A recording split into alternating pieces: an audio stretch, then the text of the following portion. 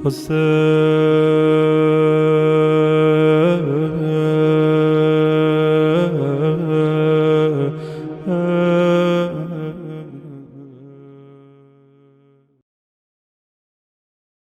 الله الرحمن الرحيم الحمد لله رب العالمين وصلى الله على محمد وآله الطاهرين.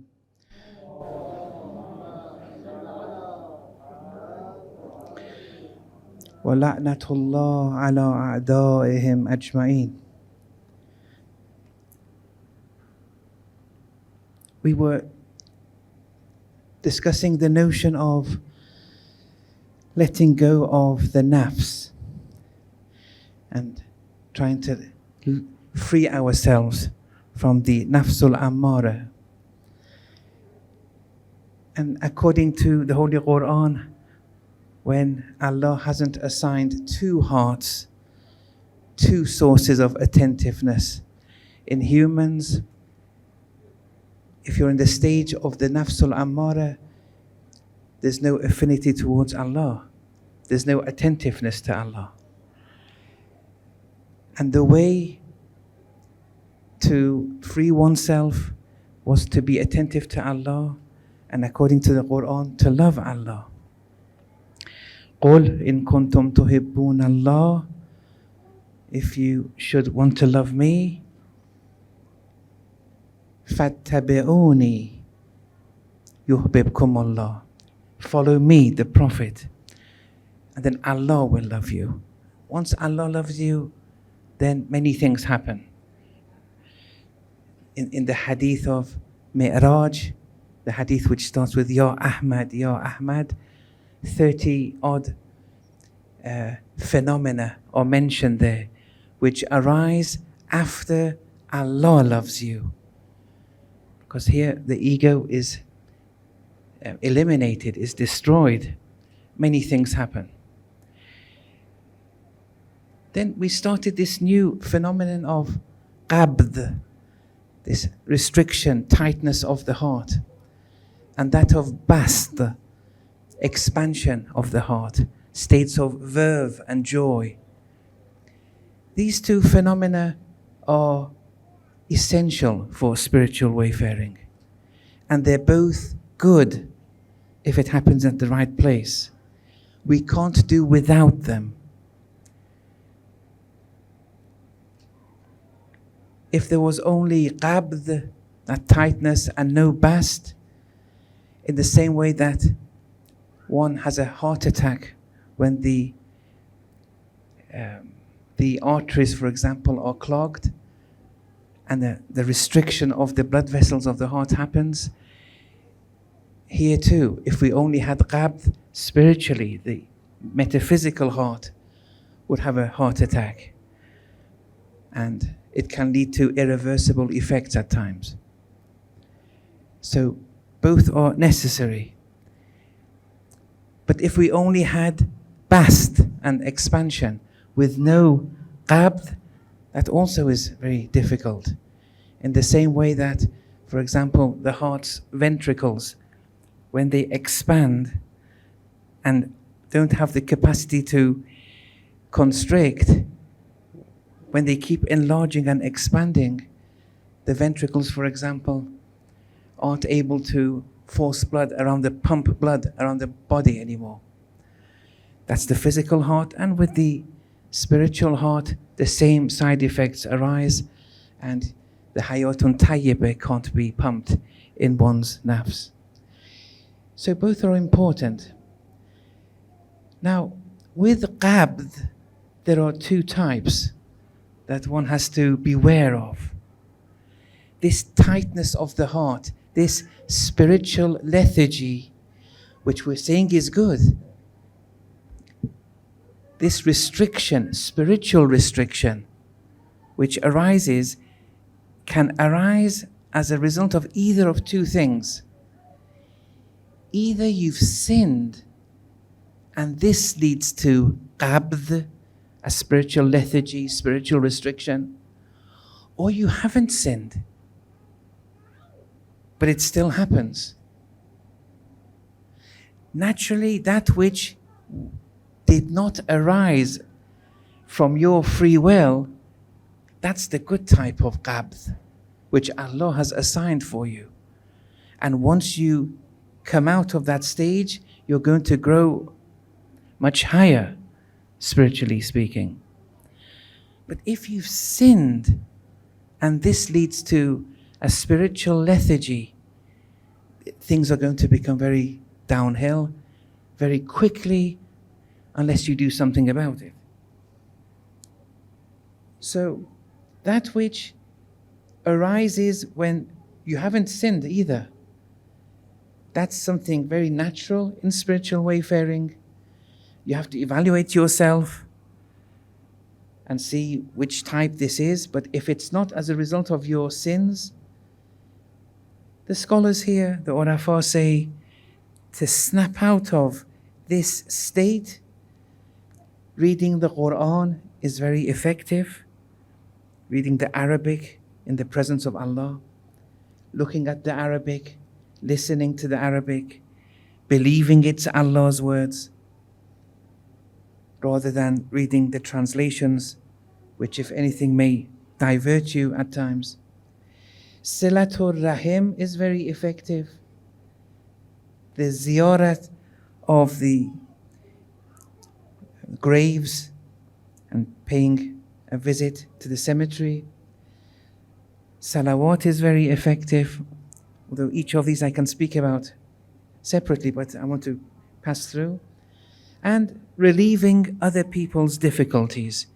These are effective to solve the qabd which arises and you haven't committed any wrong. It's a very good sign. You're doing it, you're progressing, voyaging towards Allah positively here. And here you just have to pass this lapse of time and then you're going to be at a higher stage. But if the qabd is a result of you having sinned, here this is dangerous now and has to be resolved, and you shouldn't allow it to reach the threshold of irreversibility. You have to locate the sins that you've done and repent accordingly. Now here, all sins are bad, and I'm not here trying to say which sins are worse or not, but there are certain sins which are very difficult if one falls into them. And the spiritual effect is very severe. And I want to mention one or two of them, but primarily one of them here, and that's uququl walidain.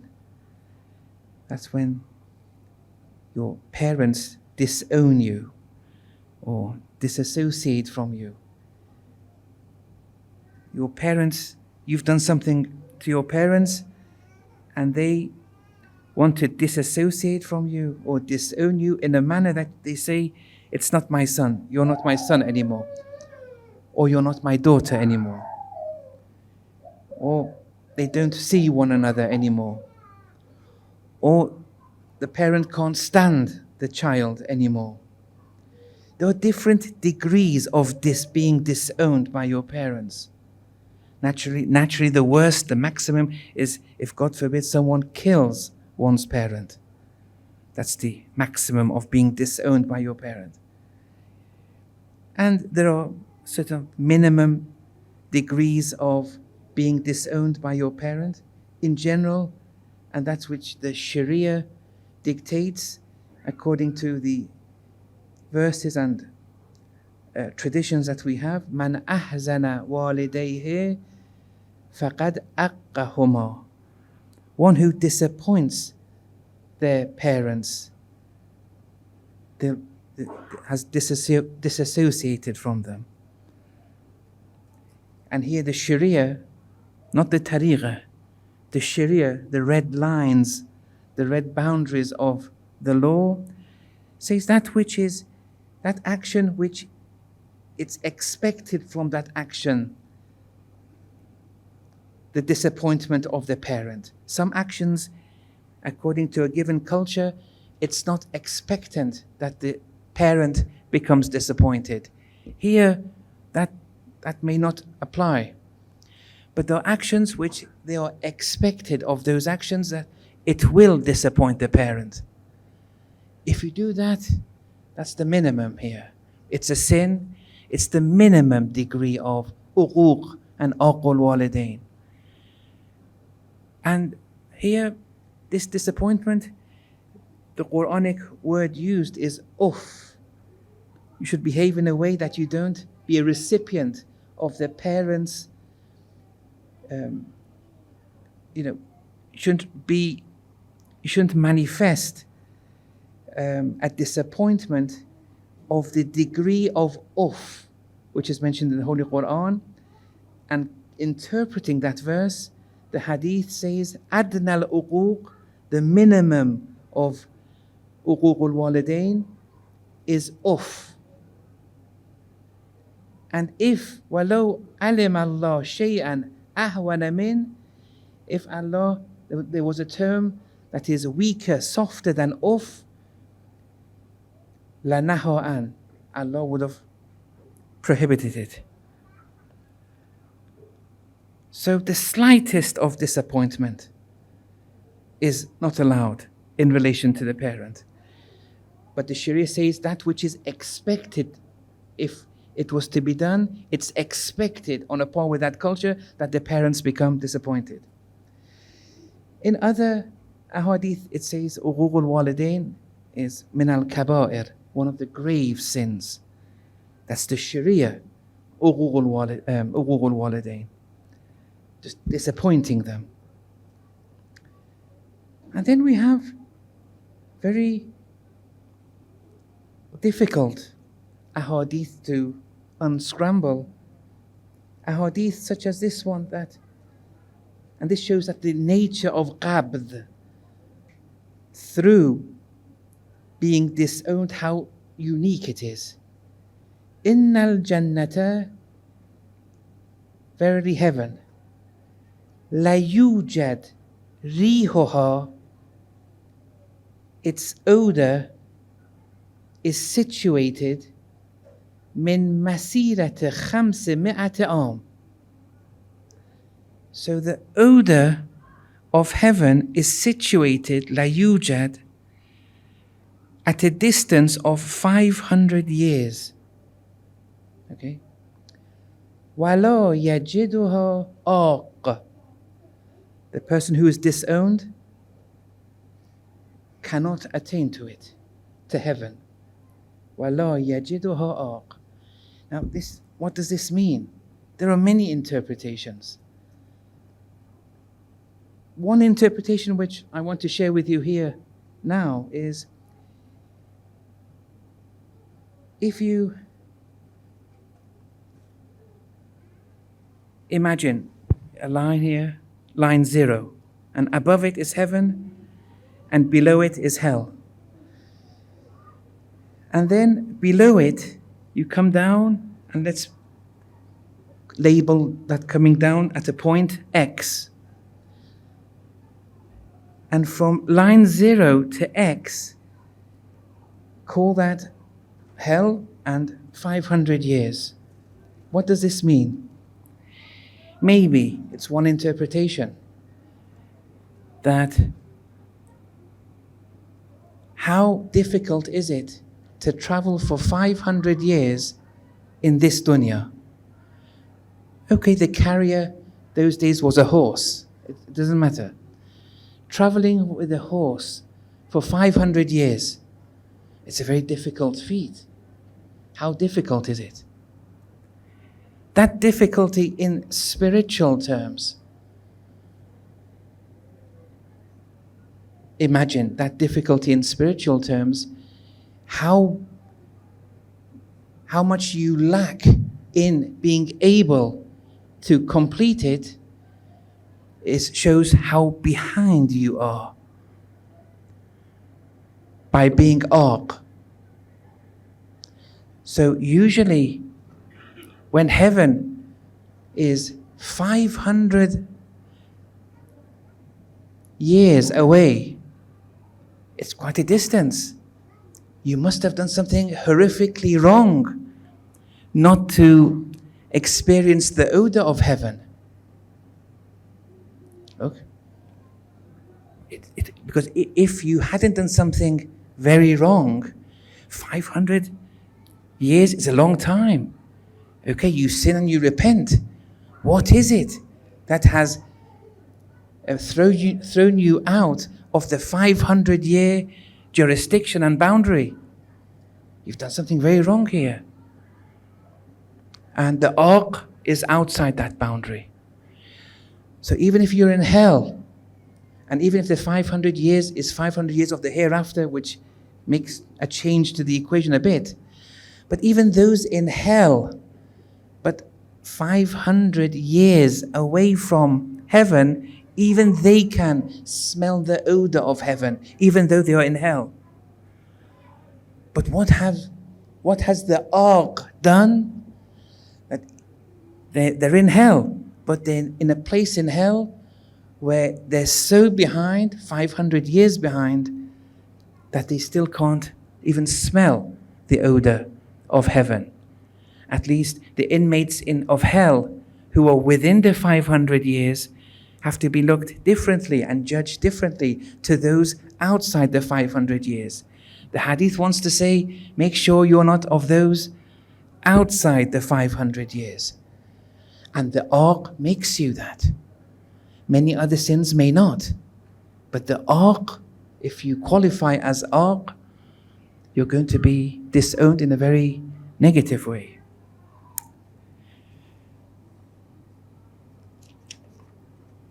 However, that which is most striking and is extrapolated from the Holy Quran, and the Urafa have given these formulae and these extractions and extrapolations from the Holy Quran. And before I mention it, look, no one's perfect. I'm not perfect, you're not perfect. We're not going to be 100%. I don't want to cause any pessimism or disappointment in anyone. But at least if it makes you make an effort and see your parents in a different light, it may help you in your spiritual elevation. Because what Islam says about parents, no other Sharia or Tariqah really speaks about their parents in such a light. It seems to be something very unique. But this uniqueness is extrapolated from the scriptures. Many so-called religions around the world and their scholars, they may come up with statements, but they never reference them. And it may look like a very attractive statement, but if you speak with them, where did you get it from? Yes. They can't give you any reference. The Quran, though, is our reference, and everything is in here. In chapter 17, verse 23, وَقَضَى رَبُّكَ, your Lord has ordained, and لَا تَعْبُدُوا إِلَّا إِيَّاهُ, that you don't submit to anyone but Him.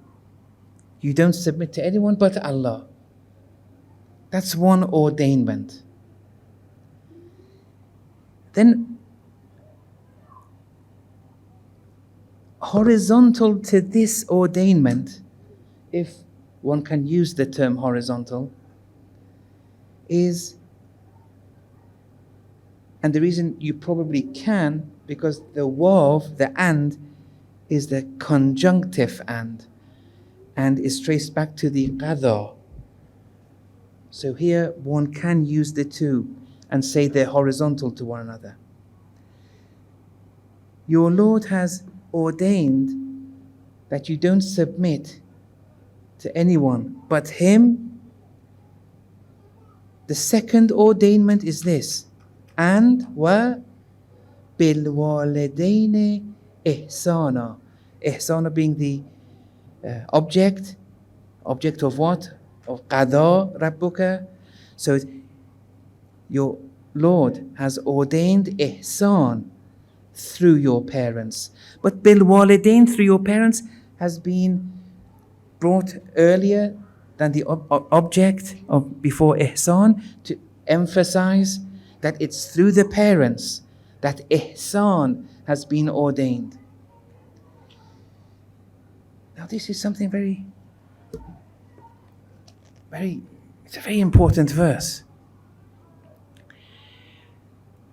One interpretation, explicit, is that however you treat your parents, speaking, inviting, helping, whatever, any verb, any action, that action has to be done through ihsan. Look, benevolence. You want to speak with them benevolently. You're inviting them benevolently. It's very difficult. Yes. However, whatever the mode of action, it has to be done benevolently. This is ordained. That's a very big thing. That's one interpretation.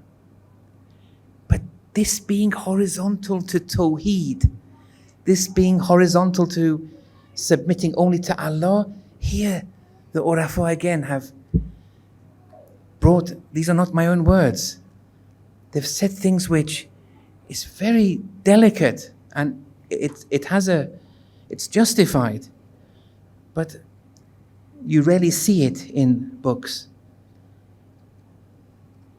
Naturally, the worst sin is that of shirk, that you all know. If the shirk is executed intentionally, that is the worst sin. And it has very contaminating, polluting effects upon the soul. The side effects are severe. No one denies that, number one. But here some say that if the shirk is executed unintentionally, so let's say the side effects of shirk being executed intentionally, call that X side effects, the most severe of any action. Then we have another scenario. Sometimes shirk can be executed unintentionally. They were brainwashed. It wasn't something which they purely did out of their own understanding. It happened inadvertently, for example. It's possible, depending on the person's circumstances. That also is very polluting and contaminating. Call the effects of that X minus Y, because it has to be less than X. X minus Y. It's still very severe. But the side effects of someone who is disowned by their parents and cannot do bil walidayni ihsana is greater than X minus Y. You see? It's worse. It's worse than the side effects of kufr, but kufr of an unintentional nature. This is the importance here. Bil walidayni ihsana. It shows how, if you fail, how far, 500 years out, as the earlier hadith mentioned, but also if you act upon it, as some traditions say, it's the closest way to Allah subhanahu wa ta'ala. Obeying your parents. Now the Sharia has given its own jurisdiction, but the tariqah is much more difficult. It's much more difficult. If we succeed with the Sharia, we should be happy and content. But the tariqah is difficult. And the issue is this, that the parents have a right of life over the offspring. the right of life.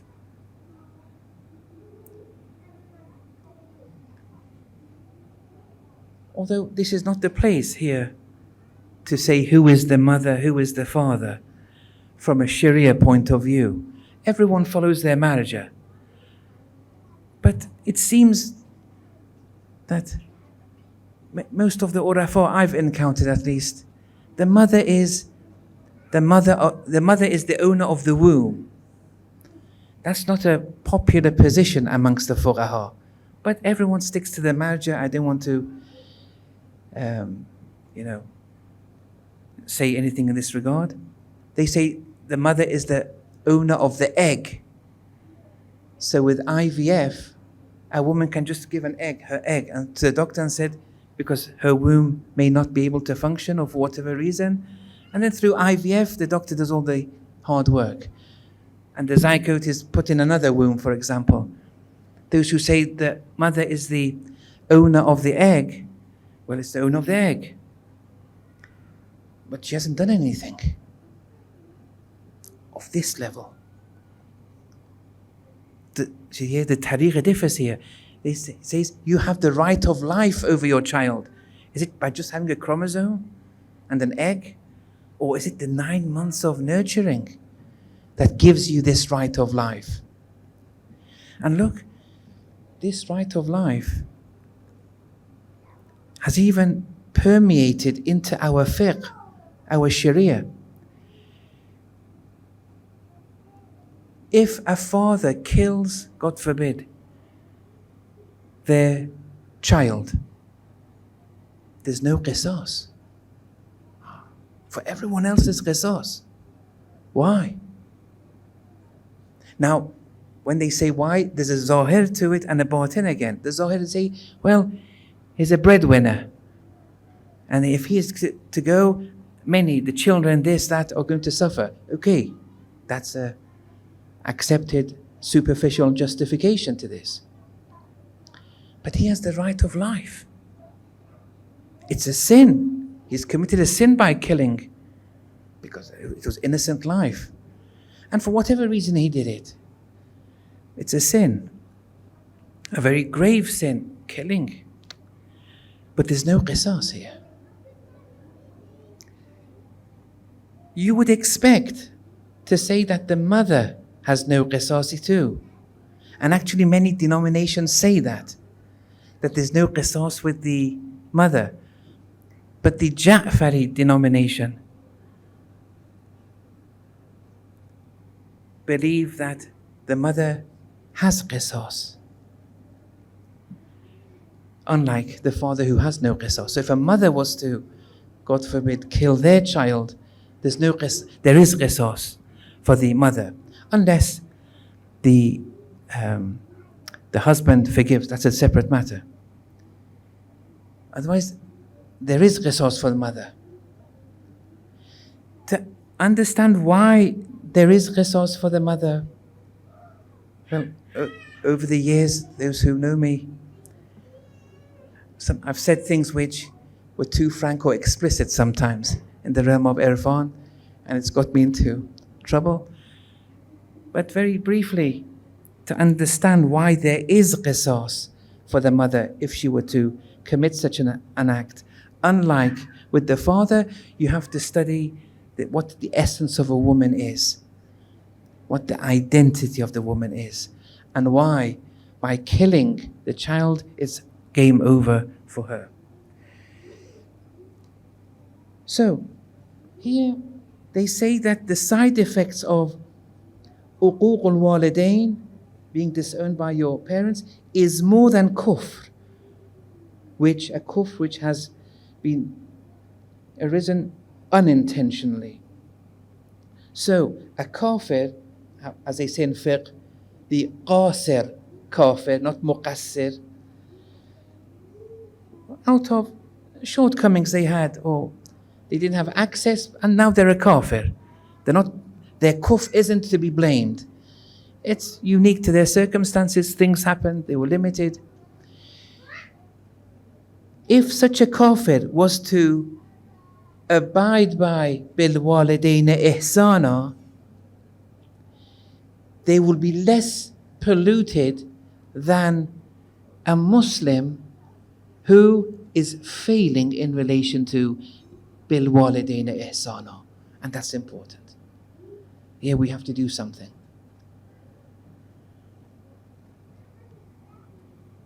Now, the Sharia says don't disappoint them. That disappointment which is expectant on a par with the given culture. But the Tariqah says no. It's in absolute terms. Whatever they say, you abide by them. This has a very good advantage if someone does this, because then there's no ego. And Allah has given the green light. Unless they tell you to sin. And even then, when they tell you to sin, you have to counteract with ihsan. You shouldn't shout, or you shouldn't answer in a way which makes them disappointed. So even there, everything ihsanan. Whatever they say, you accept. Like this, you would be suppressing your ego.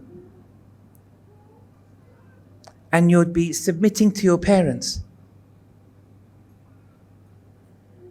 And submitting to your parents has been given the green light here.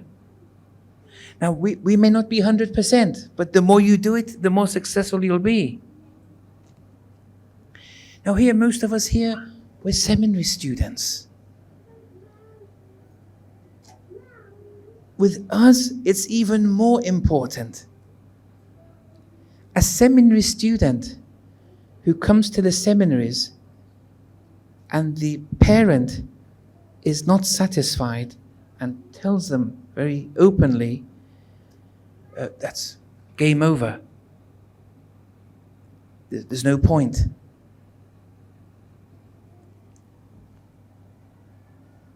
It's finished. Look, if a parent of a scholar, a parent of a seminary student is not satisfied with their child going to the Hose, they have to think very, very. And even for non-seminary students, they have to beware of a seminary student or a scholar where one of their parents of that scholar is not satisfied. Don't be too close with them. It's of no use. It's no use. That scholar or seminary student, the ego may justify them being a seminary student. Look, the ego may justify it, and they go against their parents. Well, my parent was wrong and whatever. It doesn't matter. Even if they were wrong. Look, this is the whole point with bil walidayna ihsana, that even if they're wrong, you obey. It's only if they go and say, do a sin, for example, commit a sin of whatever nature. Or, for example, they say something. I mean, there are exceptions, but the thing is, when you mention the exceptions, then everyone grasps onto the exceptions. I don't want to afford that opportunity to people. The thing is, what happens with us seminary students, God forbid, if we're not mature enough, we justify our unethical protocols of actions, and the ego does this. And then that seminary student becomes more and more dangerous. It may be a scholar, a speaker, they're very dangerous. Sitting with them, listening to them. I mean, if they say, look, I don't want you to go to Rome, finished. Let me tell you now, go back. Look, I have many speeches where I've spoken about living under the Taghut. Countries like the UK, USA, Canada, and others. Yes, it has very bad side effects, living in those countries. Very bad. And I've spoken about it before. But still, even I would say, it's a very difficult call. But if you, an option between two things. Either living there because your parents say, stay with me, or coming to Rome, but your parents say, I don't want you to go to Rome. I'm not satisfied with you to come to Rome. And they really mean it. Sometimes you can take it out of their hearts. Maybe your ego is thinking like that. Here, staying there under the Taghut may be better. Maybe better, I don't know, but I'm just trying to highlight the severity of going against your parents. And everything will open up for you if you just stick to them. Rather than your ego deciding what to do and having self-confidence in what I want to be the planner, Allah is giving you the protocol here. He's saying, Bil walidain ihsana. Just listen to them. The doors will open. The doors will open.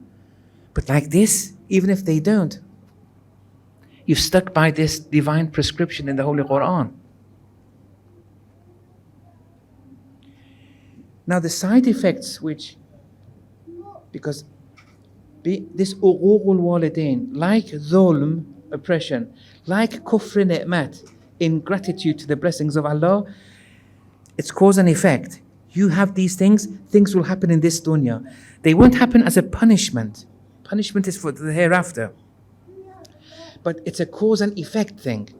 If you smoke, you get cancer. Cancer isn't a divine punishment. It's a cause and effect thing after smoking 30 years, for example. Here, some of the effects of uququl walidain is the loss of wealth, and God forbid, the loss of offspring. You lose your offspring even. Or, as some have said, the loss of pure wealth, or the loss of potentially pure offspring. Other side effects, debasement in the dunya. You'll be shamed. You'll be very destitute, debased.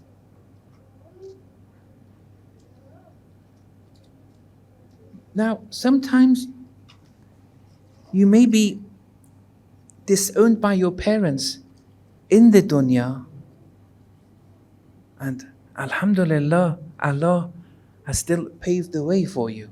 He says you may be able to compensate and do things that this disownment, even though your parents have passed away, can be reversed.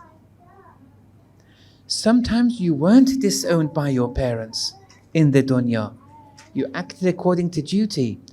But after they pass away, things happen and you do things and you become disowned after they've passed away, even though you weren't disowned when they were alive. But the second, two common examples of being disowned by your parents after they've passed away, when you were in a state of, non-disownment.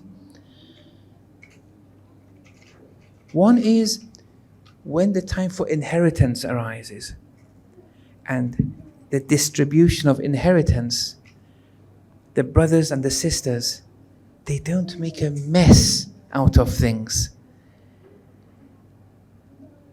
If you're a sibling and now it's time for the inheritance to be spread, make sure everything is in its right place, and if someone is acting not correctly, you give your share.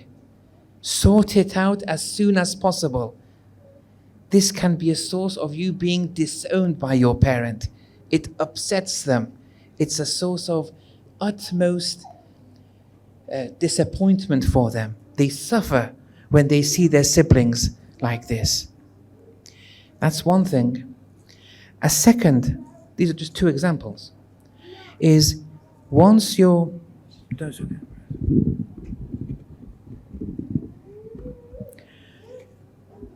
For example, someone has a father. That father was well known in doing certain things to one. I mean, the person, the sibling, the child knows or knew, it was well known to them that the father was active in many good deeds. be it charity, helping others, and so on and so forth. This sunnah and the trends that the father was good at and really did it righteously, the children have to follow that. If they don't, they would be upsetting their parents. Their parents, look, they have, the mother has a right of life over you. They're living a certain life and they're doing certain deeds. It's well known to you, and then you cut that off. And with the wealth which is given to you, your share, you spend it on yourself, for example. See, these are very important. Yes. However, and finally, with this point,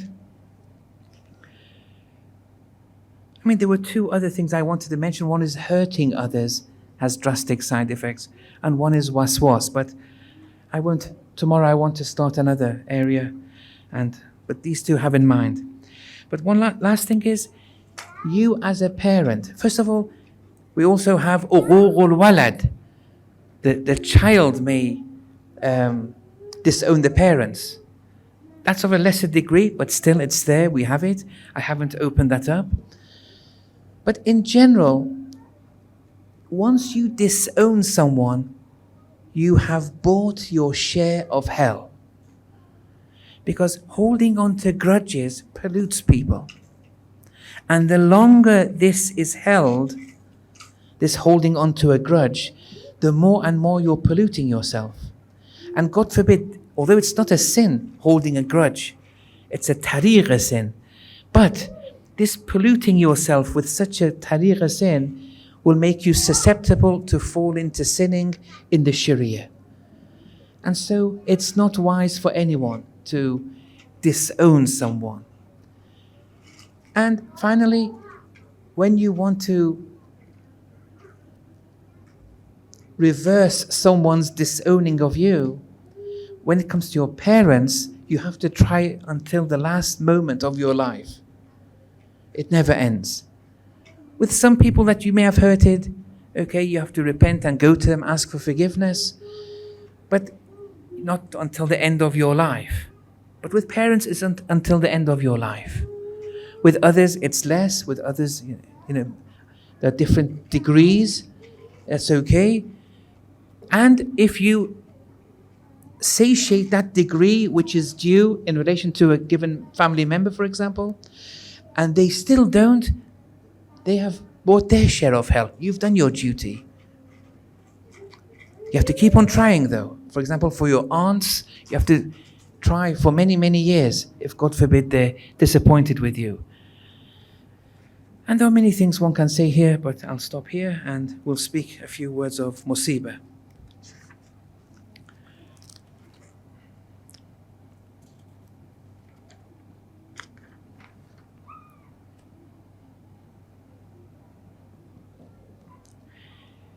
In relation to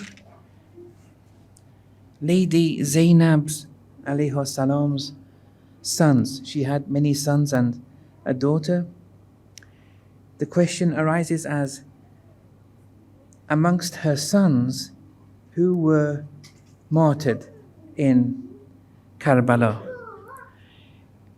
As I said, I keep on stressing this because it's a very important point, that there are many historical narratives in Karbala. A large proportion, you can't put your hand on the Quran and say this is fact. Look, these dhakirs who come and speak, I don't approve of it because it's not academically based. They haven't done their research. People believe, and if it's not on a par with reality, what are you filling yourselves with? Look, this is very important. What are you filling yourselves with? Untruths? Unrealities? Think of another way of expressing your mourning, or give the responsibility for them to do it the right way. But there are some things which are very definitive. it's unanimous almost. You stick to those, and with the rest, a question mark.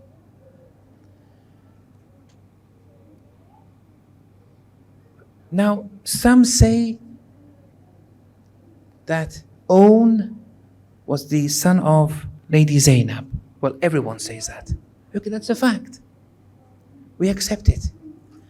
Some say Muhammad was also a son of Lady Zainab alayhi salam.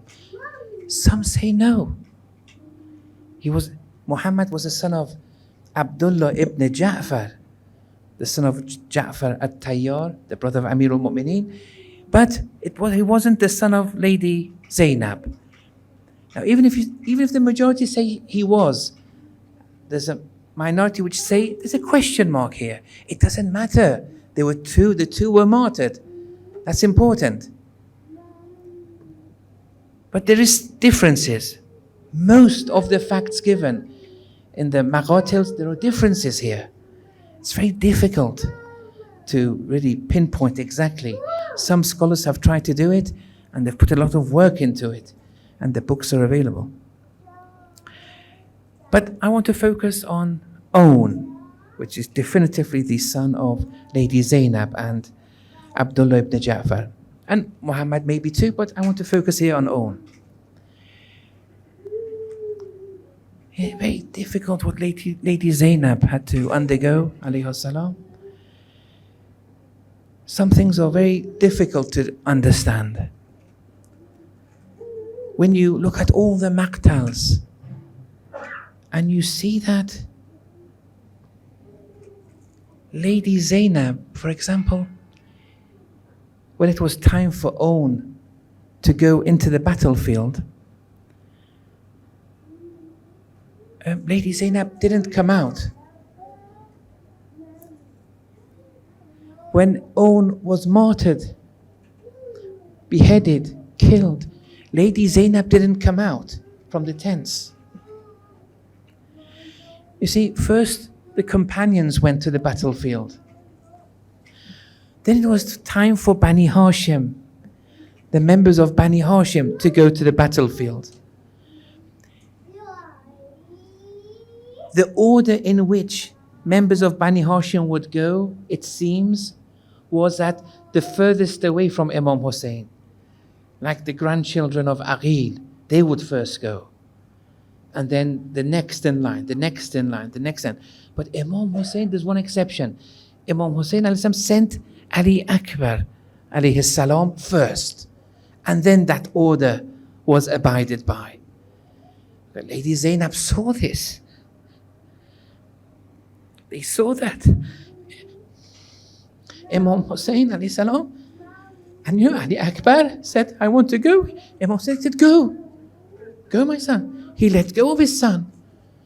He gave his son away for Allah's sake. A sacrifice for Allah's sake. Go. The black slave, Joan, said, let me go. Imam said, no, there's no need for you to go. There's no need for you to go. You stay. Just, you can go back. But Joan wanted to go. He was martyred. With everyone, Imam Hussein would say, there's no need for you to go. With Ali Akbar, go. Lady Zainab told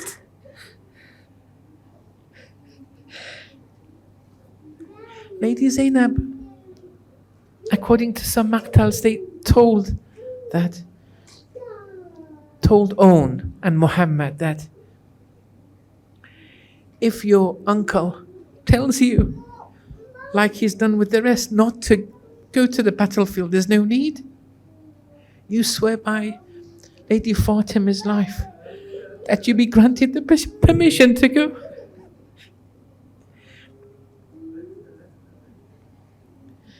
The point is that after Karbala, they took the captives to Kufa in the most horrific of ways, with the heads on the spears and so on and so forth. Lady Zainab saw the head of On, for example. They went to Sham and did what they did in Sham. Then she returned to Medina ultimately. no book of history, no maqtal, in all these different stages, there's never any mention that Lady Zainab is complaining about Own being martyred. She never mentions Own's name. Never. It's a sidetrack. She wouldn't mention it. And history has never reported anything in this line. But with Ali Akbar, she came out of the tents. She would keep on recalling.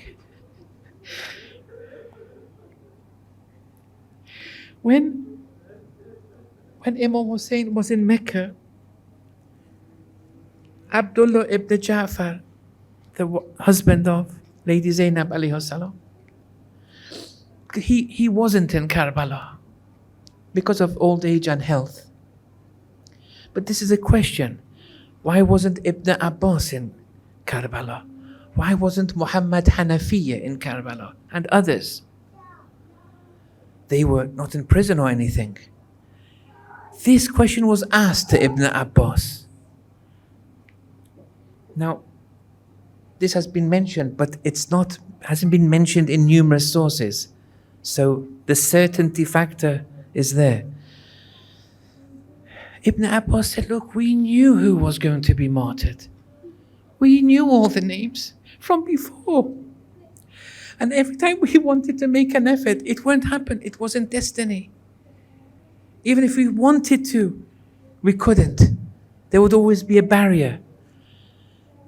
The Imam had mentioned all the names. We knew them one by one who was going to be martyred.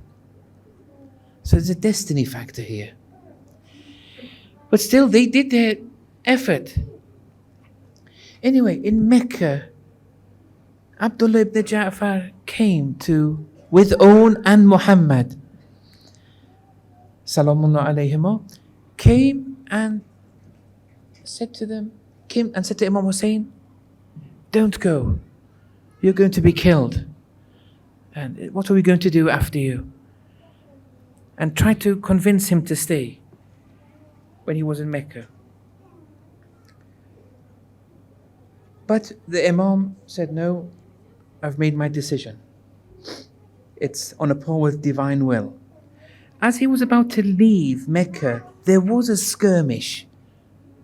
There was a mini battle between Amr ibn Sa'id, who was the governor of Mecca, and Imam Hussein and around 80, they say, or however much, who at that time were there.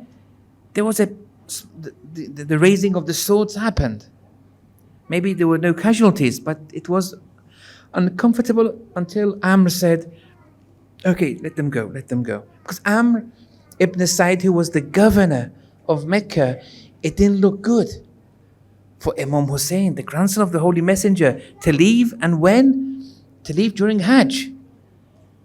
It didn't look good for him. So he tried to kind of make this not happen. And he left. Imam Hussein left. At that time, he left with Own and Muhammad, according to some reports. Abdullah ibn Ja'far didn't stop. He went to Amr ibn Sa'id, the governor of Mecca, and said, give him immunity in letter. Write a letter of immunity for the Imam. And I'll take it to him. We'll catch up and we'll give it to him. Now some say Own and Muhammad was still with him at that time. It doesn't matter here. And then the letter was written. I'm paraphrasing the translation. Amr ibn Sa'id, the governor of Mecca, is writing this letter of immunity, which then Abdullah ibn Ja'far wants to take. And he went with the brother of the governor of Mecca, Yahya ibn Sa'id. Now he took it and he gave the letter to Imam Hussein. But the letter read this. After the introduction, I ask Allah to make you divert from that which will lead to your destruction, and for Allah to guide you towards rightness. For Allah to guide you towards rectitude. Who are you talking to? Who are you writing to? This is impolite. It shows how little they knew who the Imam was. What kind of language is this? This is in the maqtal I mentioned last night.